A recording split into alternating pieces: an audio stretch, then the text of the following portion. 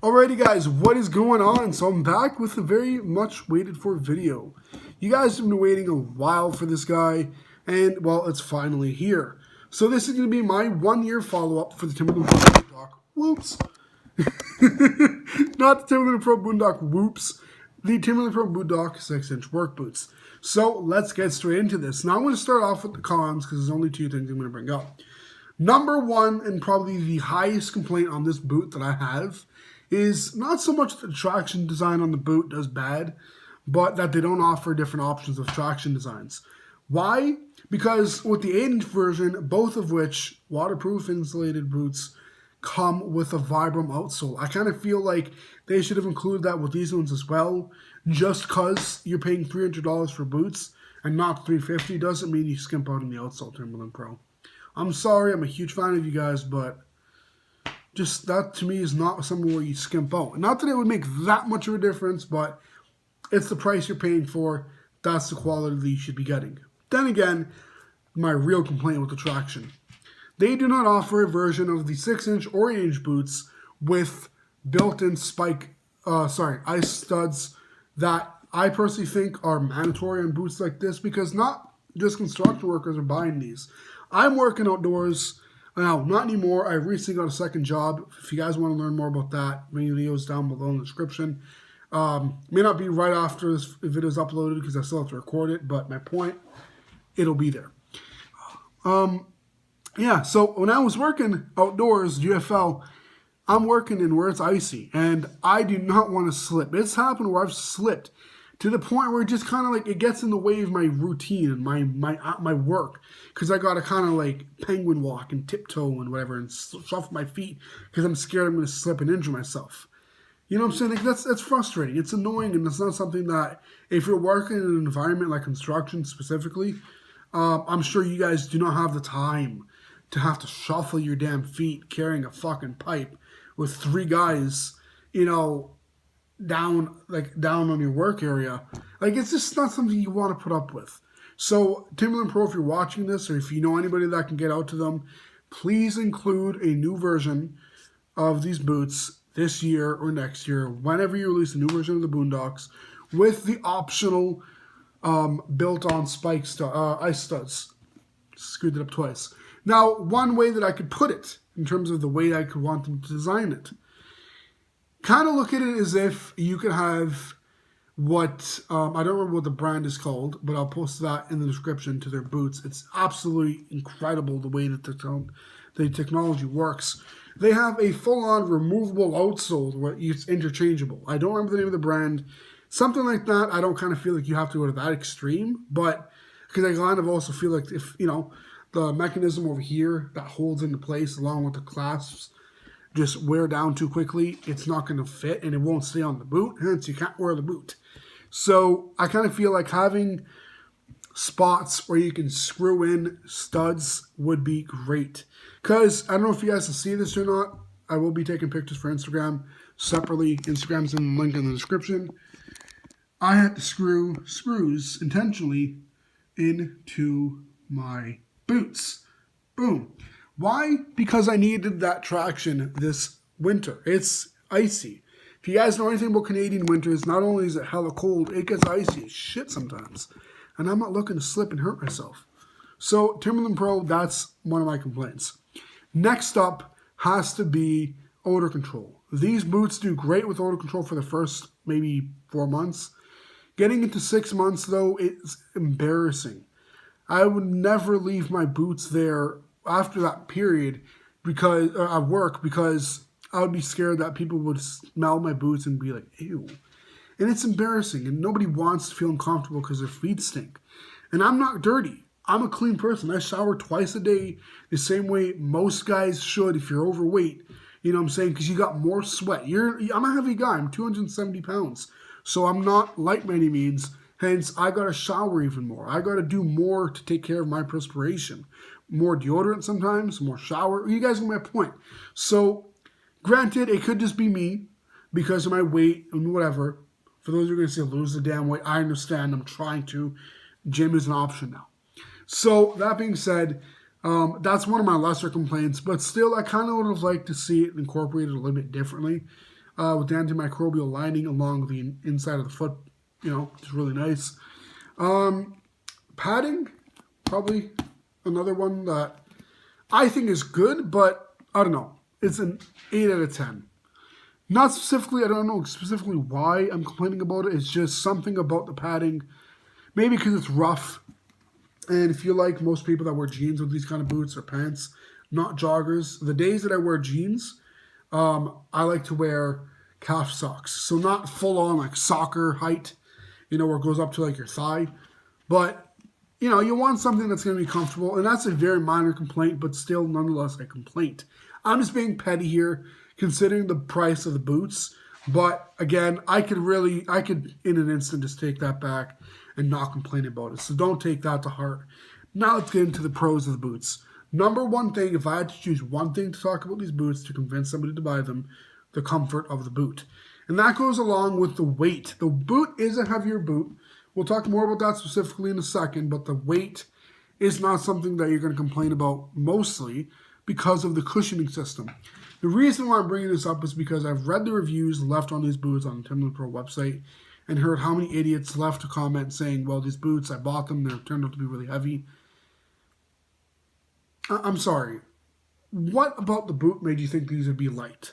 What about any boot would make you think that they would be light in this look? It's a construction boot. Now, granted, I understand completely. This is probably one of the heavier construction boots, if not one of the heaviest out there. But hence, construction boots. These are boots meant for heavy-duty work. These are not just your average, I'm working in a warehouse and I need something that's going to be good for walking and cushioning. Get yourself a pair of Reeboks. Get yourself a pair of Skechers. Don't get yourself something like these. If you want a heavy-duty boot, expect the weight to be added onto it. Why? Well, you got thick leather. You've got a rubber toe bumper. You've got a thick-ass outsole. Expect the weight to be there. Now, I'm not going to complain about the weight. Cushioning. I got to bring that up because the cushioning in these boots, like I mentioned, is an absolute godsend. When you're working 12 to 15 hours like I was, you really depend on that cushioning to be there. This footbed lasted me well over a year with, I would have to say, the best results in anything. And I'm saying well over a year because I've worn these, not just in my work boots, but in some of my running shoes and in my other pair of fall boots. That being said, I use the hell out of these insoles, and they hold up. Now, granted, how does it feel without the insoles throwing another pair in there? You definitely feel the difference having this insole taken out with another insole put in. It's still comfortable. It would go to about a 10, from a 15 out of 10 to a 10 out of 10. Simply because it's just not this. I don't know what they do with this, but it's just not this.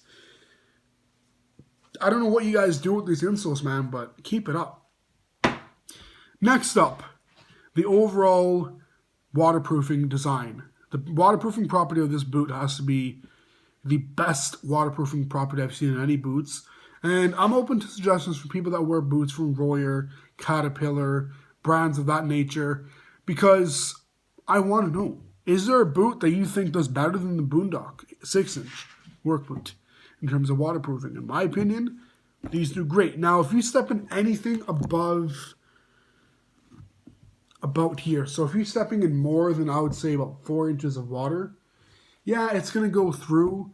And granted, if you're going to be stepping in that much water, I don't think you'd be getting a 6-inch work boot regardless, but just saying. That being said, maybe that's a complaint that you guys may have, that why doesn't the waterproof webbing membrane, and when I say waterproof webbing, I'm talking about, I don't know if you guys are going to see this at all. Maybe, maybe not. That webbing.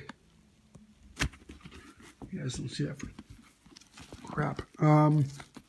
So it's like a webbing design. I don't know if you guys can see that at all. Oh my god. I can't get you guys to see it. But there's, this tongue is sewn on to the inner of the boot. You guys don't really see it. I apologize about that. I tried showing you guys. But nonetheless, it is still a great boot for waterproofing. I apologize for my dog barking. I'm just going to stop it right back. Alright guys, so I'm back. My apologies about that. So, that being said, again, waterproofing is definitely a strong suit with Timberland Pro's waterproof membrane. Now, I'm not going to say it's just Timberland Pro. I'm going to say this with pretty much any brand that has a waterproof membrane. It'll work much better than just standard waterproof leather alone, simply because it's kind of like having, you know, 2 layers of protection versus the one. Plus, the second layer is a really nice thick material, and it doesn't allow the water to penetrate. I'm not sure exactly how they do it, but keep in mind, it works. Now, I've heard of people complaining about that waterproofing kind of wearing down. I don't know after how long that happens, because with my resistors, they weren't even waterproof, and I never had an issue with water penetrating the boot, surprisingly. I'm not sure if maybe they were secretly waterproof, but I know I stepped in as much water with those as I did with these, and I never complained about it. Anyways, that was that. The next thing I'd have to say is a big plus would have to be the overall structural rigidity of the boot holding up to my daily work wear and tear.